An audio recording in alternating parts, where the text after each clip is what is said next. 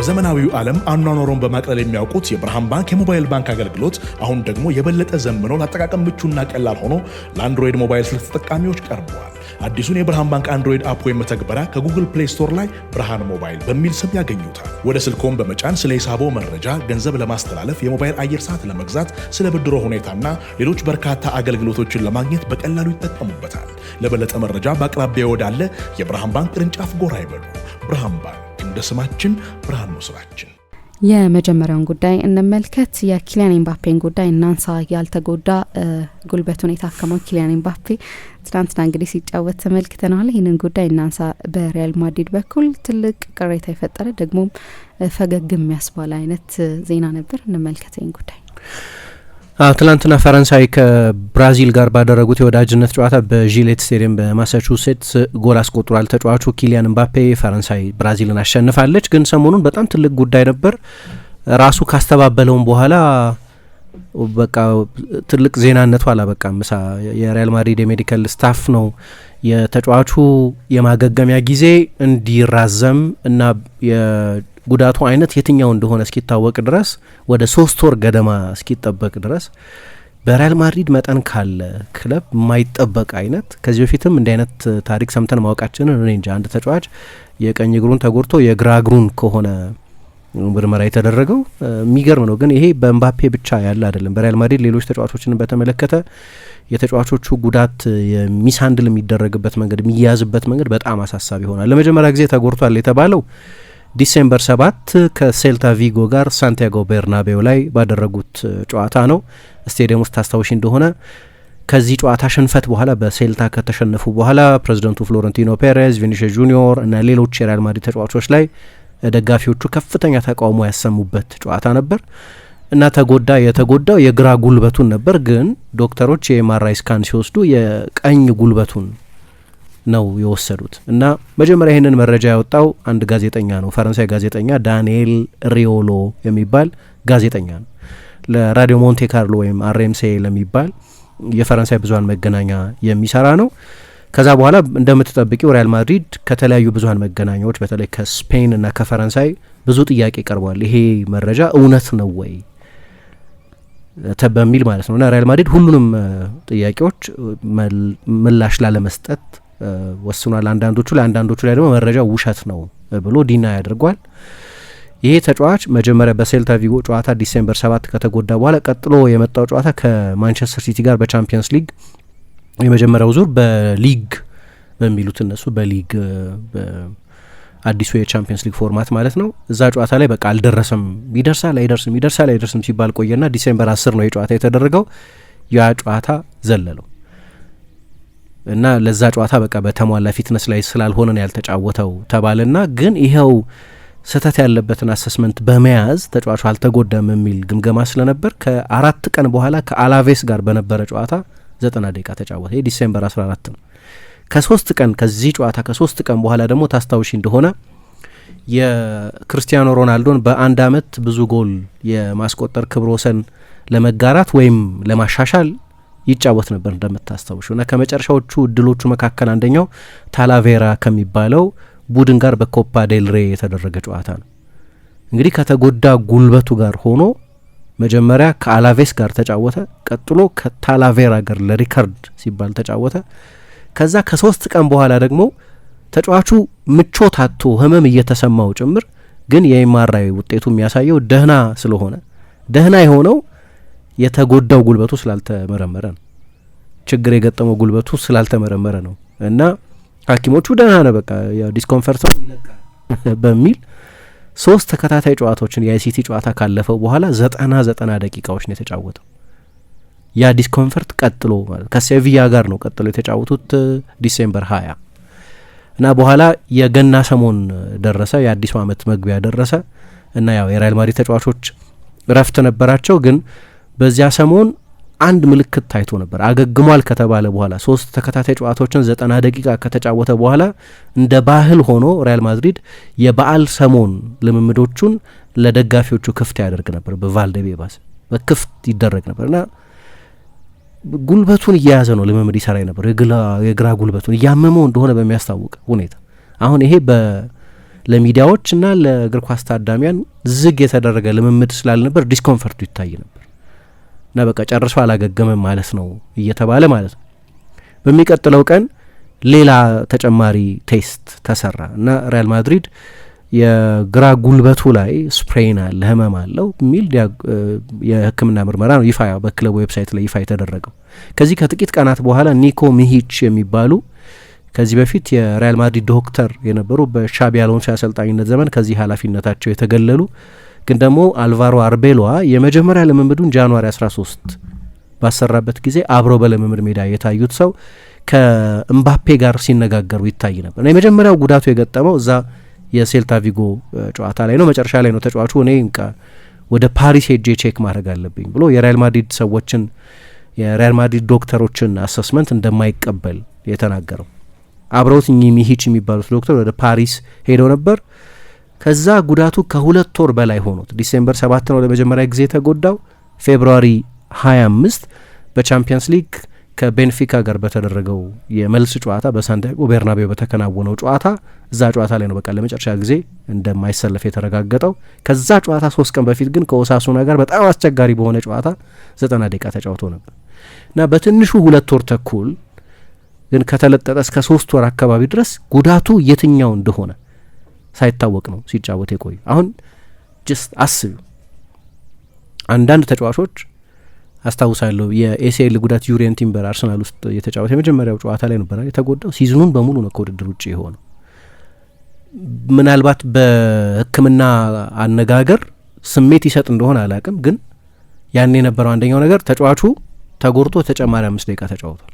ያንን ተጨማሪ 5 ደቂቃ ባይጫወት ኖሮ ጉዳቱ አግራቬት አያደርግም ነበር የሚል ብዙ ትችት እንደነበር አስታውሳለሁ።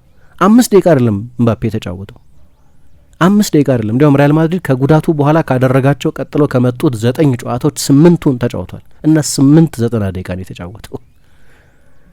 የዓለም ዋንጫ ማለፉ ብቻ አይደለም የእግር ኳስ ተጫዋችነት ህይወቱን ለሁልጊዜውም ሊያበላሽ የሚችል የገጠመውን መለስተኛ የፖስቴሪየር ክሩሸት ሊጋሜንት የሚባል ጉዳት ነው። በኋላ አንድ ፈረንሳይ ዶክተር በርትራንድ ሶሪኮቴ የሚባሉ ወደ ፓሪስ ሄዶ ያገኛቸው ዶክተር ያወቁት የጉዳቱን ሁኔታ የትኛው እግሩ ላይ እንደተጎዳም ጭምር። ግን ለ3 ወር ገደማ አንዳንዶቹ እንዳልኩት የማንቸስተር ሲቲ ጨዋታ እና የቤንፊካ ጨዋታ አለፉት እንጂ ሌሎቹን ሁሉንም ጨዋታዎች አድርጎ ምን ያህል የእግር ኳስ ተጫዋችነት የምባፔን የሚያክል ትልቅ ተጫዋች የእግር ኳስ ተጫዋችነት ታሪክ አደጋ ውስጥ ሊገባ ይችል እንደነበር መገመት ትችላለች። እኚህ ዶክተር በፈረንሳይ የተከበሩ ናቸው። እንደ ዝላታን ኢብራሂሞቪች እና ሙክታር ዲያካቢ አይነት ተጫዋቾችን የጉልበት ቀዶ ሕክምና ያደረጉ ኦፕሬት ያደረጉ ባለሙያ ናቸው እና በጣም ያልተለመደ ነው። አሁን እንግዲህ የማይታሰብ የሚመስል በተለይ በስፔን በተለይ በሪያል ማድሪድ ደረጃ ባለ ክለብ ውስጥ የተጎዳው እግሩን ትተው ሌላኛውን እግሩን ነው ኤምአርአይ ያነሱት የሚለው ዜና በጣም አስደንጋጭ ዜና ነው። አሁን ነው በቃ ማርች ላይ ነው የትኛው እግሩ እንደተጎዳ የጉዳቱ አይነት ምን እንደሆነ የታወቀው። አሳሳቢው ነገር የኤምባፔ ጉዳይ ብቸኛው አለመሆኑ ነው። ኤድዋርዶ ካማቪንጋ ከ4 ቀን በፊት ኤምባፔ የመጀመሪያ ጉዳቱ ከመከሰቱ ከ4 ቀን በፊት በቢልባኦ ጨዋታ ነበራቸው። እንዲያውም በአሎንሶ አሰልጣኝነት ዘመን በጣም አሪፍ የሪያል ማድሪድ ፐርፎርማንሶች መካከል አንዱ ተብሎ የተወደሰው ጨዋታ ማለት ነው። 2-0 ያሸነፉበት ጨዋታ ነው እና እሱ የግራ ቁርጭምጭሚቱ ላይ ተጎዳ። ከዛ ሪያል ማድሪድ ስካን ይደረግ የኤምአርአይ ስካን ያስፈልገዋል ሲባል የቀኙን ነው ስካን ያደረጉት። የተጎዳው ግራውን ነው። ኤምባፔ የመጀመሪያው አለመሆኑ ነው የበለጠ ነገሩን ደግሞ እንዴ ምንድነው ሪያል ማድሪድ ውስጥ ያለው ነገር የሚያስብለው ምን አይነት ኢንኮምፒተንስ ነው ያለው? የትሳል እንደዚህ አይነት ነገር በተለይ በከፍተኛው የእግር ኳስ ደረጃ እና ተጎዳ። የግራ ቁርጭምጭሚቱን የቀኙን ኤምአርአይ ስካን አነሱት። ደህና ነው አሉ። ደህና ነውና የቀኙ ጉዳቱ ቀኙ ላይ ስላልነበር የደረሰው ከ4 ቀን በኋላ ከሴልታ ቪጎ ጋር ኤምባፔ ተጎዳ ባልኩበት ጨዋታ ላይ ቤንች ላይ ተቀመጠ። ደህና ነውና በቃ የአሰልጣኙ ሴሌክሽን ብቻ ነው እንዳይጫወት ያደረገው እንጂ ጉዳቱ አልነበረም። ዶክተሮቹ በትክክል አይደለም አሳስ ያደረጉት ወይም ትክክለኛው እግሩን አይደለም። ዊርድ ነው። ሰምተሽ ታውቂያለሽ ወይ? እንደዚህ አይነት ነገር ተሰምቶ አይታወቅም። የሚገርም ነገር ነው ስታስቢ። አንድ ተጫዋች ላይ አለመሆኑ ደግሞ ነገሩን የበለጠ በጣም በጣም አስገራሚ ያደርገዋል። እና እንግዲህ እዛ የጋሊሲያው ጨዋታ ላይ ከሴልታ ጋር ከተጫወቱ በኋላ ከጋሊሲያው ቡድን ጋር ከ2 ቀን በኋላ ነው እንግዲህ ኤምአርአይ አሰስመንት የነበረው የጉዳቱን ሁኔታና የጉዳቱን መጠን ለማወቅ በሚል ነው ኤምአርአይ ስካን የተደረገው። ዲስኮንፈርቱ ግልጽ ስለነበር አመመኝ እያላቸው ስለነበር እኔ እዛ ውስጥ ምባፔ ራሱ የትኛው እግሩን ኤምአርአይ ስካን ሲያነሱት እንደነበረ ካላወቀ አላቅም። ለዚህ ነው አንዳንድ ሰዎች እንዴ እሱም እኮ መተቸት አለበት የሚሉት። የግራ ጉልበቱን ከሆነ ታሞ የቀኝ እግሩን ከሆነ ኤምአርአይ ስካን የሚያነሱት ማወቅ ነበረበት የሚሉ ሰዎች አሉ። እንግዲህ አላቅም በዛ የሕክምና ክፍል ውስጥ ምን እንደተፈጠረ። ግን ያንን ካደረጉ በኋላ ደህና ነህ አሉት እና እውነታቸው ነው፣ ደህና ነበር። ግን ደህናው የነበረው ደህናኛውን እግሩን ቼክ ስላደረጉት የተጎዳው እግሩን ስላልመረመሩት እና በቃ በእነሱ አሰስመንት የሚያስኬድ ነው። የፔን ማኔጅመንት ብቻ እየተደረገለት እንዲጫወት ተደረገ። ለ3 ወራት ፕሪሳይስ ዲያግኖሲስ ሳይሰራ በትክክል ሳይታወቅ የቀጥለው በ6 ቀናት ልዩነት ሪያል ማድሪድ እንግዲህ የመጀመሪያ ኤምአርአይ ስካኑ ከተደረገ በኋላ ቀደም የጠቀስኳቸው ጨዋታዎች ማለት ነው ከዲሴምበር 14 እስከ 20 ባሉት ጊዜያት ነው በ6 ቀን ልዩነት 3 ተከታታይ ጨዋታዎችን 90 ደቂቃ እንዲጫወት የተደረገው። ተጎርቶ ነው የተጫወተው እና ያንን የሮናልዶን ሬከርድ ለማሻሻል በሚል ጭምር ለእኔ በጊዜው አንስቼዋለሁ። ይህንን ያን ያህል ትልቅ ኮምፕሮማይዝ የሚያስፈልገው አልነበረም። የጉዳት ስሜት እየተሰማው መጫወት የነበረበት ተጫዋች አልነበረም እዛ ጨዋታ ላይ። ግን ለሪከርዱ ነው የተጫወተው። በኋላም ሪከርዱን ተጋርቷል እንደምታውቂው። ከዛ ነው እንግዲህ ቅድም ያነሳሁት የአልቫሮ አርቤሎዋ የመጀመሪያ ልምምድ ከመደረጉ ከ2 ሳምንት በፊት ዲሴምበር 30 ላይ ልምምዱን አቋርጦ እንዲወጣ የሆነው። እያመመኝ ነው ብሎ ልምምዱን አቋርጦ እንዲወጣ የተደረገው እና ከዛ በኋላ ነው እንግዲህ የትኛው ጉዳቱ ላይ እንደተጎዳ የታወቀው። በጣም ኃይለኛ ብስጭት ነበር በሪያል ማድሪድ የስራ ኃላፊዎችም በተጫዋቹም በኩል ምን ያህል የእግር ኳስ ተጫዋችነት ህይወቱን አደጋ ውስጥ ሊከት እንደሚችል መገመት በጣም ቀላል እና መጨረሻ ላይ እንግዲህ ይዳን 2 ሳምንት ይሰጠው ምናምን ተባለና በጊዜ ምክንያት ኦፕሬሽን አያስፈልገውም፣ ቀዶ ሕክምና አያስፈልገውም፣ ጊዜ ይሰጠው እና ሪከቨሪ ያድርግ ተብሎ ተወሰነ። በኋላ ታስታውሽ እንደሆነ የሻቢ አሎንሶን መሰናበት አይፈልግም ነበር ምባፔ። ለነገሩ በጣም ተስማምቶት ነበር በሻቢ አሎንሶ ስር። የቡድኑ ጠቅላላ ፐርፎርማንስ አስተማማኝ የነበረም ባይሆንና አሎንሶ ከአንዳንድ በመልበሻ ክፍል ውስጥ ጎላ ብሎ የሚሰማ ድምጽ ካላቸው የሪያል ማድሪድ ከዋክብት መካከል በተለይ ከቪኒሽስ ጋር ግን ከፌዴ ቫልቬርዴ ከሌሎችም ተጫዋቾች ጋር ልዩነቶች አሉት እየተባለ ጭምር ከአሎንሶ ጋር የነበረው ግንኙነት በጣም ጥሩ ነበር። በሪያል ማድሪድም ምርጡን ጊዜ ያሳለፈው በአሎንሶ አሰልጣኝነት ስር ነበር። እንዲያውም እኛ ብዙ ጊዜ እናነሳ የነበረው የባሎንዶር እኮ የውድድር ዘመን ነው ይሄ ልጅ እያሳለፈ ያለው በጣም አስደናቂ ውድድር ዘመን ጅማሬን ያደረገው እንል ነበር ምሳ እንደምታስታውሹ። እና አሎንሶ የተሰናበተበትን ጨዋታ ታስታውሽ እንደሆነ በባርሰሎና በስፔን ሱፐር ካፕ ከተሸነፈ በኋላ ነው የተሰናበተው። ያ ጨዋታ እንደው እንደ ሜክ ኦር ብሬክ ጨዋታ በኃላፊነት መቆየቱን እንደሚወስን ጨዋታ መቆየት አለመቆየቱ እንደሚወስን ጨዋታ ተደርጎ ነበር የተቆጠረው። መጀመሪያ ወደ ሳውዲ ሲሄዱ እና የግማሽ ፍጻሜ ጨዋታቸውን ሲያደርጉ በሱፐር ካፕ በስፔን ሱፐር ካፕ አልሄደም ራሱ። ለመልሱ ጨዋታ ግን ራሱ ነው ኮሚትመንት ወስዶ አሎንሶን በኃላፊነት ለማቆየት በነበረው ፍላጎት ምክንያት ተቀይሮ ገብቶ የተጫወተው 76ኛው ደቂቃ ላይ ተቀይሮ ገብቶ ነበር። 3-2 ነው መጨረሻ ላይ የተሸነፉት እና ከዛ ለ3 ቀን እንዲያርፍ ተደረገ። ያው ታስታውሻለሽ ተሰናበተ ሻቢ አሎንሶ። በጣም ጥሩ ፐርፎርማንስ ነበር ግን ውጤቱ ጥሩ አልነበረም። ስለዚህ ለቀቀ ሰውየው። ሌሎች ብዙ ምክንያቶች አሉ ከኃላፊነት እንዲለቅ የሆኑባቸው ምክንያቶች። እሺ ሪከቨር እያደረገ ነው ተባለና ከአልባሴቴ ጋር ቀጥሎ በነበረው ጨዋታ የአልቫሮ አርቤሎዋ የመጀመሪያው ጨዋታ ነው እንደምታስታውሹ ተሸነፉ። ያንን ጨዋታ እንዲያርፍ ተደረገ። ከዛ ቀጥሎ በመጡት 9 ጨዋታዎች ነው 8ቱን የተጫወተው። በነዛ ጨዋታዎች 9 ጎሎች አስቆጥሯል። በአንድ እግሩ እየተጫወተ ማለት ነው። አንድ እግሩ ጤነኛ ሳይሆን ከዛ በኋላ ነው እንግዲህ ይሄ ህመሙ አልቆም ሲል ፐርሲስት ሲያደርግ መጨረሻ ላይ እኔ ራሴ ኃላፊነት መውሰድ አለብኝ አለና በሪያል ማድሪድ ዶክተሮች አልታከምም ማለት የሪያል ማድሪድ ዶክተሮች ችግሬን አሰስ እንዲያደርጉት አልፈልግም ማለት። አሁን ያኔ ይሄንን አይነት ውሳኔ በወሰነበት ጊዜ 2 ወር ተጫውቷል ከህመም ጋር። መጀመሪያ 3 ተከታታይ ጨዋታዎች እንዲጫወት ሆነ ተገዶ እስኪቆም ድረስ የሲቲ ጨዋታ እስኪመጣ ድረስ። ከዛ 11 ቀን ብቻ ሪከቨር ካደረገ በኋላ ደግሞ ከባርሰሎና ጋር በተደረገው ጨዋታ የ2 ሳምንት ረፍት ነበር ሪከመንድ የተደረገው። ከዛ ቀድሞ ወደ ሳውዲ በረረና እዛ ጨዋታ ላይ ተሳተፈ። በአንዱ በሌላ ምክንያት ቅድም ያነሳሁት አንደኛው ምክንያት ሊሆን ይችላል ከዛ የአላቬስን ጨዋታ እንዲያርፍ ተደረገ። ከዛ ከ9 ጨዋታ 8ቱን እንዲጫወት ሆነ እና በዚህ ሁሉ ጊዜ ህመም እየተሰማው ስለነበር የሪያል ማድሪድ ሕክምና ባለሙያዎች የሚሰጡት አሰስመንት በሙሉ ጉዳቱን በትክክል የችግሩን ምንጭ የሚለይ ስላልነበር በቃ አልጫወትም እና ነገሩን በራሴ ነው መያዝ የምፈልገው ብሎ እንደሚባለው ለፍሎረንቲኖ ፔሬዝ ደውሎ አልፈልግም በሪያል ማድሪድ ዶክተሮች መታከም ብሎ ነው ወደ ፓሪስ ሄደው። እዛ ሄዶ ነው ቤርትራንድ ሶኒኮቴ የሚባሉትን ሰው ማርች 2 ያገኛቸው። ዛሬ ማርች 27 ነው። የመጀመሪያው ጉዳቱ የገጠመው ዲሴምበር 7 ነው። ወደ ፓሪስ ሄደው ማርች 2 ነው። ኦልሞስት 3 ወር ማለት ነው። የሚገርም ነው በጣም። እዛ ሄደ። ይህንን ያህል ጊዜ ከነ ጉዳቱ ሲጫወት ከቆየ በኋላ ተጫዋቹ ሰኞ ዕለት ፕሬስ ኮንፈረንስ ነበረው እና በነዛ ወራት ኃይለኛ ብስጭት፣ ስጋት ነበረኝ። ምንድነው እየሆንኩ ያለሁት የሚል ጭንቀት ነበረኝ። ብዙ ሰዎች የተለያየ ዲያግኖሲስ ኦፈር አድርገዋል እስከ ቅርብ ጊዜ ድረስ እና አሁን አንደኛው ስፔሲፊክ ቀን ላይ ነው ያወቅኩት። ያንን ቀን መናገር አልችልም። በዛ ጊዜ ግን የዓለም ደስተኛው እግር ኳስ ተጫዋች አልነበርኩም ማለት በጣም የመከፋት ጊዜ ነበር ያሳለፍኩት። ምን እየገጠመኝ እንደሆነ አላውቅም። ደህና ነህ ይሉኛል፣ ግን ስጫወት ልምምድ ስሰራ ያመኛል። አላውቅም ነበር እንደገጠመኛል። በኋላ ከዚህኛው የፈረንሳይ ብራዚል ጨዋታ በፊት የሰጠው የመጨረሻው ፕሬስ ኮንፈረንስ ላይ ውሸት ነው አለ። ሰሞኑን ዚ አትሌቲክ፣ ኤል ፓይስ፣ አስ ሌሎችም ብዙሃን መገናኛዎች ይህንን ዳንኤል ሪዮሎ ያወጣውን መረጃ በሙሉ ራሳችን አረጋግጠናል እያሉ በጣም የሚከበሩ አውትሌቶች ናቸው ሲዘግቡ ከቆዩ በኋላ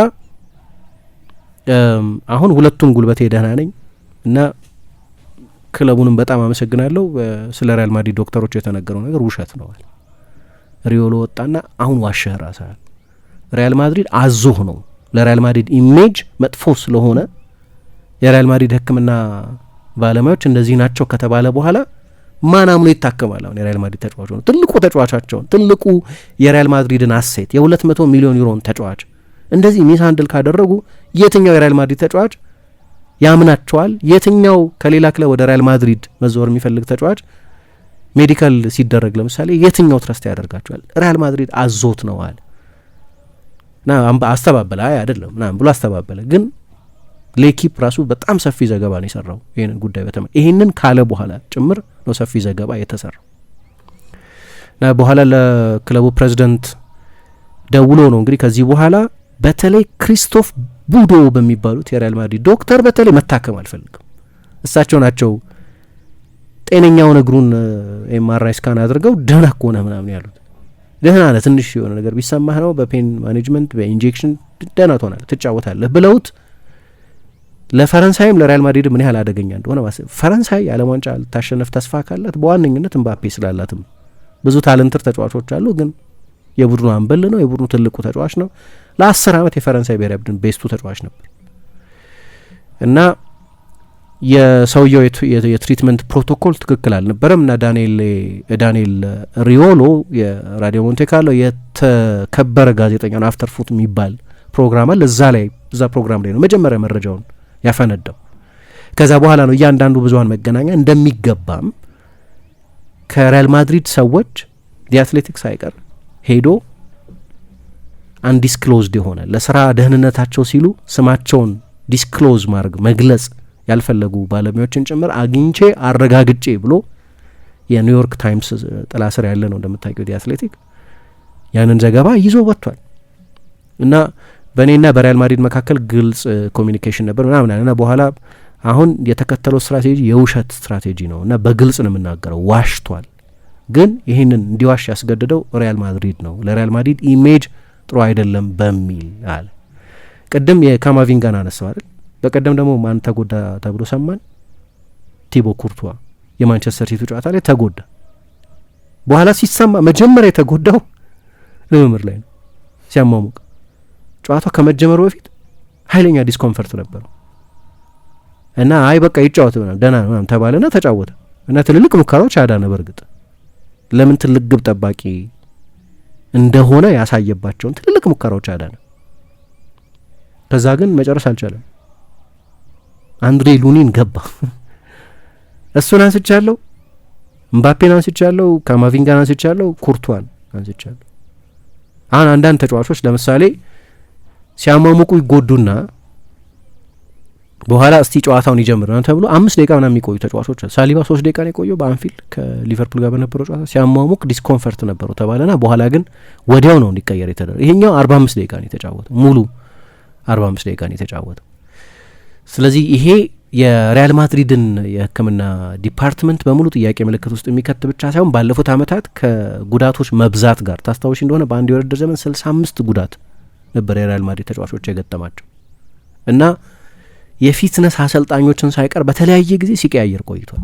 አሁን አንቶኒዮ ፒንቱስ የሚባሉት መጀመሪያ ካርሎ አንቼሎቲ የሪያል ማድሪድ አሰልጣኝ በነበሩበት ጊዜ 2013 ላይ ያመጧቸው በፊት በዩቬንቱስ የሰሩ ከካርሎ አንቼሎቲ ጋር ከዚነዲን ዚዳር ጋር ከአንቶኒዮ ኮንቴ ጋር የኮቺንግ ስታፍ አባል ሆነው የሰሩ ሰው ነበሩ እና መጀመሪያ አካባቢ ጉዳት በሚበዛበት ጊዜ በጣም የተከበሩ የፊትነስ ባለሙያ ቢሆኑም ግን ተጫዋቾቹ ለጉዳት የሚያጋልጥ ነው በሚል ታያልሽ አይደለም 2022 የቻምፒየንስ ሊግ ፍጻሜ የተጫወቱትን ተከላካዮች በሙሉ ካየሻቸው ከዛ በኋላ እኮ ደህና አይደሉም።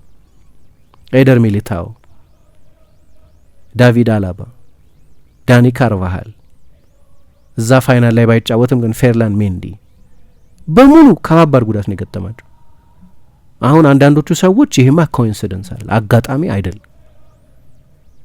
ኤደር ሚሊታኦ ለምሳሌ በ2 ሲዝን 2 ኤሲኤል ነው የገጠመው እና ኤሲኤል ደግሞ በጣም ከባዱ ጉዳት ነው። በቃ ከሲዝኑ ሙሉ ውጭ የሚያደርግ ከባድ ጉዳት ነው እና የቅርብ ጓደኛ ነበሩ አንቶኒዮ ፒንቱስ ከዚዳን ጋር አብረው ዚዳን ተጫዋች በነበረበት ጊዜ በኋላ የሪያል ማድሪድ አሰልጣኝም ሆኖ በማሰልጠን ዘመን ውስጥም አብረው የሰሩ ናቸው።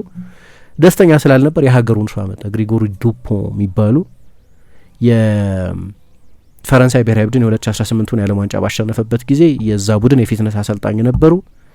በዩኤፋ ዌብሳይት ላይ ፊትነስን የተመለከቱ ጉዳዮችን በተመለከተ አርቲክሎች የሚጽፉ ሰው እንዲመጡ ተደረገ እና ታስታውሺ እንደሆነ ሪያል ማድሪድ በኮቪድ ጊዜ እግር ኳስ በኮቪድ ከተቋረጠ በኋላ ለ3 ወር ገደማ እንደገና ሲቀጥል ሪያል ማድሪድ ነው ሻምፒዮን የሆነ በቫልዴ ቤባስ እየተጫወተ ያን ጊዜ በዛው አጋጣሚ ሪያል ማድሪድ ስቴዲየሙን ማደስ እንደገና ዘምኖ መገንባት ጀምሮ ስለነበር ያኔ ብዙ ክሬዲት ነበራቸው። ምክንያቱም በአጭር ጊዜ እነዛ 11 ጨዋታዎች ገደማ መደረግ ነበረባቸው። ስለዚህ የቶርናመንት መልክ ነበረው። ልክ የፈረንሳይ ብሔራዊ ቡድንን ለ2018ቱ የዓለም ዋንጫ በአካል ፒክ እንዲሆን እንዳደረጉት ሁሉ ሪያል ማድሪድንም ፒክ የፊትነስ ደረጃ ላይ ያደረሱት ተባለ። ልዩነቱ ግን ያ የቶርናመንት ዝግጅት ነው የነበረው። ለ11 ጨዋታዎች የተደረገ ዝግጅት ነው የነበረው። 3 ወር ተጫዋቾቹ አልተጫወቱም። ልምምድ ሜዳ መምጣት አይችሉም ነበር በኮቪድ ፕሮቶኮል ምክንያት። ተጫዋቾቹ ቤታቸው ውስጥ ባላቸው ጂም የሪያል ማድሪድ ባለሙያ በአብዛኛው በቪዲዮ እያገዛቸው ልምምድ ይሰሩ ነበር። ግን የማች ፊትነስ አልነበራቸው። የማች ፊትነስ የሚመጣው የማች በማድረግ ጨዋታ በማድረግ እንደው ቢያንስ የቡድን ልምምድ በማድረግ። ስለዚህ በእንደዛ አይነት ሁኔታ ውስጥ የቆዩ ተጫዋቾችን በሚገርም የፊትነስ ደረጃ ላይ ደረሷቸው በሚል ተደነቁ። የሙሉ ሲዝን ሲጀምር ግን ጉዳቶች ማገርሸት ጀምሩ። አሁን ይሄ የፊትነስ አሰልጣኙን የሚመለከት ከዛ ዱፖ ፈረንሳይ ናቸው እንዲሰናበቱ ተደረገና ፒንቱስ ተመልሰው መጡ። በፒንቱስም ጊዜ ጉዳቱ በዛ። እንዲያውም አሎንሶ በሳቸው ስለማይተማመን መጀመሪያ የአንቸሎቲ የኮቺንግ ስታፍ አባል ሆኖ ይምጡ እንጂ በኋላ የሪያል ማድሪድ ተቀጣሪ ሆኑ። የኮቺንግ ስታፍ አባላት የአሰልጣኝ ቡድን አባላት የሆኑ ሰዎችም የሪያል ማድሪድ ተቀጣሪዎች ናቸው። ግን ብዙ ጊዜ ከአሰልጣኙ ጋር የሚመጡት ባለሙያዎች ከአሰልጣኙ ጋር ይሄዳሉ። ሩበን አሞሪም ለምሳሌ መጣ ከራሱ የኮቺንግ ስታፍ አባላት ጋር ሲሰናበት 5ቱም 6ቱም አብረውት ነው የሚለቁት። ልክ ነው። የሪያል ማድሪድ ፔሮል ላይ ነው ያሉት። ሪያል ማድሪድ ነው ደሞዝ የሚከፍላቸው፣ ግን ከአሰልጣኙ ጋር የመጡ ናቸው። ቀጥሎ የቼልሲ አሰልጣኝ ቢሆን አሞሪም አብሮት ወደ ቼልሲ ይሄዳሉ። ፒንቱስ ግን የሪያል ማድሪድ ተቀጣሪ ሆነ። የትኛውም የኮቺንግ ስታፍ ለውጥ ቢደረግ የማይቀየር ሰው ሆነ። ግን በቅርብ ጊዜ ባለው የፊትነስ ሬከርድ ምክንያት ሊሆን ይችላል አሎንሶ አልፈልገውም ማለት እንደመጣ። እንዲያውም በሪያል ማድሪድ በኩል በአሎንሶና በሪያል ማድሪድ መካከል ቅሬታ ከፈጠሩት ነጥቦች መካከል አንደኛው ፒንቱስን ኢንኮርፖሬት ማድረግ ስላልፈለገ ነው፣ ማካተት ስላልፈለገ ነው የሚል ነው የነበረው። እና መጨረሻ ላይ እንግዲህ አሁን አልቫሮ አርቤሏ ተመልሶ ሲሾም ፒንቱስን እና ተሰናብተው የነበሩትን ዶክተር ሚሂች የሚባሉትን ዶክተር ማካተት ጀመረ ማለት ነው። እና በጣም ያልተለመደ ነገር ነው። እንደው እንደ እድለኝነት ሆኖ ምናልባት በጣም እድለኛው እግር ኳስ ተጫዋች ሊሆን ይችላል። እንደ ኤሲኤል አይነት አይደለም። ጉልበታችን ላይ 4 የሊጋሜንት አይነቶች አሉ። አንደኛው የሊጋሜንት አይነት ነው። ኤሲኤል ቢኖር አይነሳም ጭራሽ ነገር መጫወትም አይችልም ነበር። ግን አስደንጋጩ ነገር ሌላ አንድ ተጫዋች ልጨምር። ሮድሪጎ የተጎዳ ጊዜ ሰምተሻል ባለፈው ተጎርቶ ኤሲኤል ተጎርቶ ነው የተጫወተው። ባለፈው ኤሲኤል ተጎርቶ ተጫወተ። አሁን ያው እንደምታውቂው በቃ የለም ከሲዝኑ በሙሉ ውጭ እንዲሆን ተደርጓል። ያውም ብዙ ሳይጫወት የቆየ ተጫዋች ኤሲኤሉ ዳሜጅድ ሆኖ ጨዋታ እንዲጫወት ተደርጎ የመጨረሻ ከባድ ጉዳት አላቅም እንግዲህ የእግር መሰበር ምናምን ሌሎች የበለጠ ከባባድ ጉዳቶች አሉ። ግን በተለይ ከነን ኢምፓክት ጉዳቶች መካከል በንክኪ በግጭት በአብዛኛው ከማይመጡ ጉዳቶች መካከል አንደኛው የኤሲኤል ጉዳት። ከኤሲኤል ጉዳት ጋር 30 ደቂቃ ነው የተጫወተው። ቅድም ቲምበር 5 ደቂቃ ተጫወተ። እንዲህ አይነት ሪስክ በሲዝኑ የመጀመሪያ ጨዋታ ላይ እንዴት ይወስዳሉ? የመጀመሪያ ጨዋታ ነው። ውጤቱ ምንም ቢሆን እንኳን ምንም የሚያመጣው ችግር አይኖርም። የመጀመሪያ ጨዋታ ነው። እንዴት 5 ደቂቃ እንዲጫወተው ነው?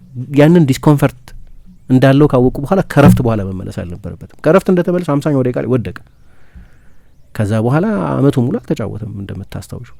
ሮድሪጎ ከዚህም የከፋን ይሆን እና የኤምባፔ ብቻ አለመሆኑ ሌሎች ተጫዋቾች ላይ የተሳሳተ አይነት ምርመራ መደረግ የተሳሳተ የአካል ክፍላቸው ላይ ምርመራ የግራ ቁርጭምጭሚቱን ተጎርቶ የቀኝ ቁርጭምጭሚቱን የማራዩ መስራት የግራ ጉልበቱን ተጎርቶ የቀኝ ጉልበቱን ፈትሾ እንዴ ምን ደህና እኮ ነው ማለት ኩርቷ አላቅም ሉኒን ጥሩ ግብ ጠባቂ ነው፣ ደህና ግብ ጠባቂ ነው። ግን ኩርቷን አይደለም። ሜቢ በዚህ ሰዓት ኩርቷን የሚስተካከል ግብ ጠባቂ የለም።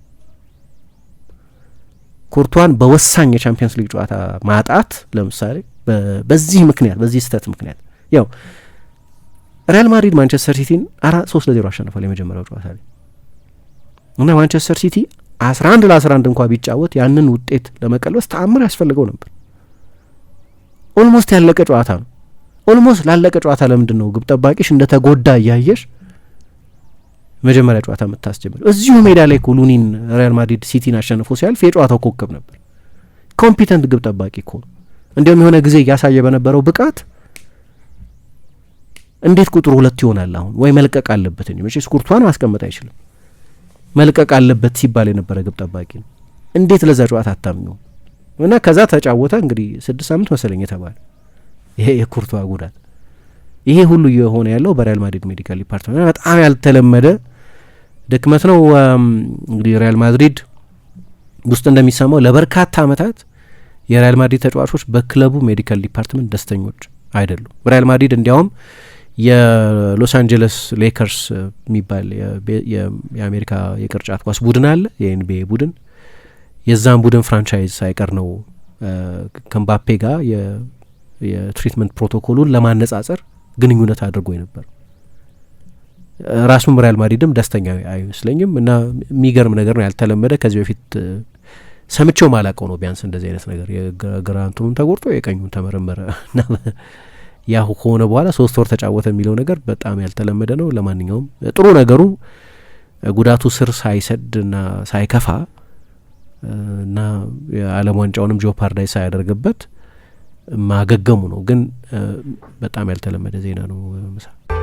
በዘመናዊው ዓለም አኗኗሩን በማቅለል የሚያውቁት የብርሃን ባንክ የሞባይል ባንክ አገልግሎት አሁን ደግሞ የበለጠ ዘምኖ ለአጠቃቀም ምቹና ቀላል ሆኖ ለአንድሮይድ ሞባይል ስልክ ተጠቃሚዎች ቀርበዋል። አዲሱን የብርሃን ባንክ አንድሮይድ አፕ ወይም መተግበሪያ ከጉግል ፕሌይ ስቶር ላይ ብርሃን ሞባይል በሚል ስም ያገኙታል። ወደ ስልክዎን በመጫን ስለ ሂሳቦ መረጃ፣ ገንዘብ ለማስተላለፍ፣ የሞባይል አየር ሰዓት ለመግዛት፣ ስለ ብድሮ ሁኔታና ሌሎች በርካታ አገልግሎቶችን ለማግኘት በቀላሉ ይጠቀሙበታል። ለበለጠ መረጃ በአቅራቢያ ወዳለ የብርሃን ባንክ ቅርንጫፍ ጎራ ይበሉ። ብርሃን ባንክ እንደ ስማችን ብርሃን ነው ስራችን።